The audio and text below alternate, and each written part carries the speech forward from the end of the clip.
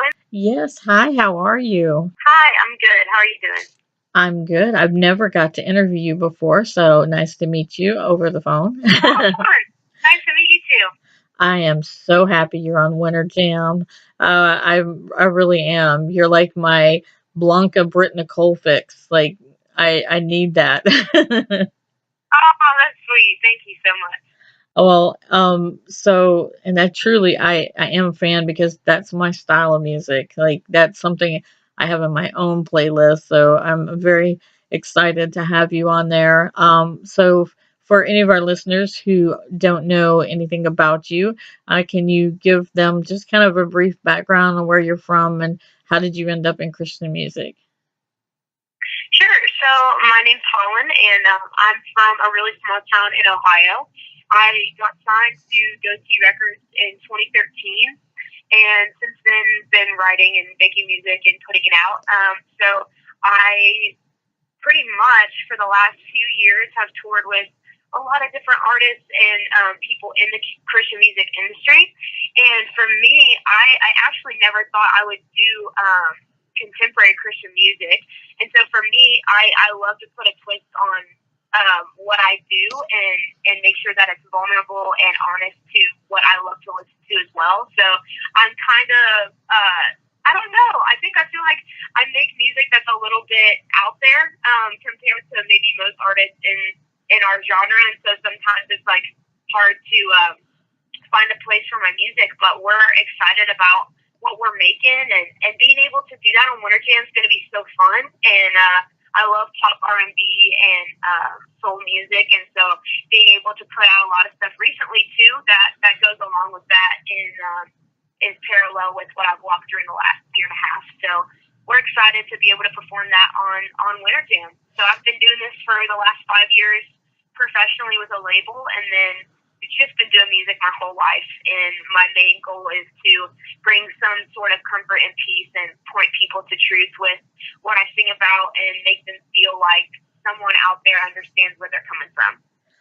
Now, your debut album, One Way Conversations, that is such a great album. Currently, we started playing Isaac, like that's the newest one we started playing. But I can't live without, can't live without. I still have that going. So and Oh, love that's so sweet. Thanks. and lovely and I saw your video with Aaron Cole for Everything and More, and if people haven't seen it, you got to check it out. This is an awesome song. That's really up my alley right there, like combining you with Thank somebody you. like him. That's what you need to do. I mean, although I think you should like try to get Jen Ledger to do something with you too. I mean, something like that would be cool. Yeah, she's awesome. I really love Jen and got to know her a little bit on the road when we went with Skillet for a couple weeks there. So that was really great. And yeah, thank you so much. Everything and More is one of my favorite songs you put out. It really is. It's such a great song, and stay out of the box. Like, as the more they try to put you in a box, make another one. Like, I mean, because that's what is for us. To play, the same type of CCM songs, and then throw in some Holland or, like I said, Blanca, Brit Nicole, something like that. A little Brandon Murphy. Just different things that have a little R&B feel to it, or it's so amazing. I love your music. I want to know what little town in Ohio you're from. Yeah, thank you first so much. And I'm from a small town called Chillicothe, Ohio. And so I'm pretty close to Columbus. So So I, I would just pretty much say Columbus area. so I'm pretty sure they served iced coffee a lot. That's their thing. Oh yeah. I love coffee, but we actually are a paper town, so Oh wow. it's a lot of my friends make fun of me because they think it's coffee, but it's actually with a THE, and Yeah. then they do a ton of puns with coffee shops that we have and chill coffee, but it's funny. So yeah, we love our town, and I'm proud to be from there. Well, I'm originally from Texas, but I live in Michigan, and if I wasn't born in Texas, we could be rivals, but we're cool. Like Oh, okay, good. What part of Texas? Dallas. Oh, cool. I've that's where my fiance is from. So I've been living in Dallas for the last 4 months with some friends, and then I actually met him in Dallas too. So that's pretty cool. Yes, I lived in several places. I lived in Dallas. I lived in Plano. I'm from a little town called Farmersville, and it's as hicky as it sounds. I mean, you know, it's a small, town of like maybe 2,000 people. So, but Yeah. about 30 minutes northeast of Dallas. But I've lived in Dallas. I was born in Garland, and but I've lived in a couple places in the metro area, but I was born in this little bitty Awesome. town. Yeah, I'll be there in a week for the holidays. So I'm excited because it is really cold in Michigan right now, and you know that you're from Ohio. Oh yeah. Yep. I'm glad I'm not there. Well, Most of my time in the heat. I definitely I'm a big fan for you to stay in Texas because it's awesome. If you guys decide to move there, it really is it's a wonderful place to grow up. So I saw your song "You Won't," and how you shared your heart about you came to a place to, like, I think a lot of us do, where you can't change circumstances, you can't make people change, kind of thing. Is that what I'm getting out of that? Yeah, you won't was out of a place of I was actually in the middle of a very confusing and little did I know toxic relationship mentally and emotionally, even spiritually for me. It really honestly just jacked me up. And I didn't understand the weight and the just man, the anxiety that it brought on me. Oh And yeah. I didn't realize until I was out of it that really all that I was trying to do was make somebody into what I wanted them to be. And not even that, but just waiting for them to become that because I thought that they were making steps towards like figuring something out when in the long run, I really couldn't be responsible for something that they would never want to do or never want to become. So I wrote this song out of that season, and I was actually in the middle of it when I wrote it and didn't really know I was writing about my own life. I was just kind of projecting and trying to write a cool song. And then listening to it, a few months after that, and after that relationship had ended, it was very, very ironic to just see the similarities between my relationship and the song. And so it's been a very healing song for me to be able to release and be healed from that time and be grateful for that season. But yeah, it was a really painful place. And I want people and girls and guys that have been there to know, like, hey, it's not your responsibility to carry someone to the point of you are breaking down in your shell of a human. And I think it's important for people to know that. And I wanted to write a song about that season of my life and as a marker to never go back to a place like that, and also to comfort and encourage people to, open their eyes, and it's okay to make a hard decision because in the end, making that decision is way better than staying where you are. And I was, you're my kids' ages. I have a almost 21-year-old, a 23-year-old daughter, and then I have one son that's 24. So my kids are not this quite enlightened. I mean, they are very smart kids, but I mean, you're kind of an old soul as far as like the depth of where you're coming from. Sometimes it just seems like your age has nothing to do with your maturity and your songwriting and things like that. I mean, and just the watching the things you share on social media, it just seems like you're kind of like I said, like an old soul that you've got experiences and mental knowledge or emotional knowledge that shouldn't be there with your age, basically. Well, thank you very much. I've lived a lot of life, and especially for an almost 22-year-old girl, probably more life than I would like to admit sometimes. And it might look all glossy and shiny from an outside point of view, but the people closest to me have known the hell and back I've had to walk through, and the Lord teaching me and genuinely walking me through very accelerated periods of growth. The last 3 years for me have been so accelerated in terms of mental, emotional, spiritual, just cleaning of house. It just feels like he's been preparing me for something. And now looking back and understanding why I had to walk through what I've walked through, it's been a crazy ride for sure, and that's not an understatement. I'm just very grateful that he's been patient with me and taking me through what he's taken me through, and I wouldn't trade any of it for the world. So thank you. That's very, very kind of you to say. And with me having girls your age, having raised young girls, like there's things that I could have told them a million times, but someone in your position, if they saw that video and listened to you, won't, that would have changed things. But because Yeah, you're in a God put you through those things, so now you're in a place that you can not only empathize with fans or yeah, people that you encounter, but you can also be a help. You can yeah. also say, this is where God had to take me, and this is how I found my way out.